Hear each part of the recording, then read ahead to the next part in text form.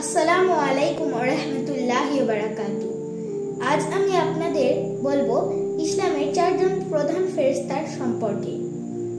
১ নম্বর, হযরত জিবরাইল আলাইহিস সালাম, যিনি আল্লাহর বার্তা নবীদের কাছে পৌঁছে দিতেন। যেমন হযরত মুহাম্মদ সাল্লাল্লাহু আলাইহি ওয়াসাল্লামকে কুরআন এনে দিয়েছিলেন, তাই তিনি ওহী আনার ফেরেশতা নামে অভিহিত।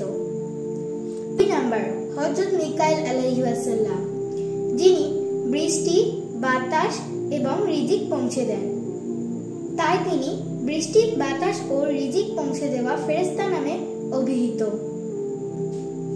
৩ নম্বর, হযরত ইসরাফিল আলাইহিস সালাম, যিনি কিয়ামতের দিন সিংহায় ফু দেবেন, তাই তিনি সিংহায় ফু দেওয়ার ফেরেশতা নামে অভিহিত। ৪ নম্বর, হযরত আজরাইল আলাইহিস সালাম, যিনি সমস্ত প্রাণীকুলের রূহ কবজ করেন, তাই তিনি মৃত্যুর ফেরেশতা নামে অভিহিত। ভিডিওটি ভালো লাগলে আমাদের চ্যানেলটিকে সাবস্ক্রাইব করে দেবেন এবং আমাদের পাশে থাকবেন। আপনাদের ভালোবাসা আপনাদের পাশে থাকা এই ধরনের দ্বীনি কাজ করতে আরো বেশি উদ্বুদ্ধ করবে। আসসালামু আলাইকুম ওয়া রাহমাতুল্লাহ।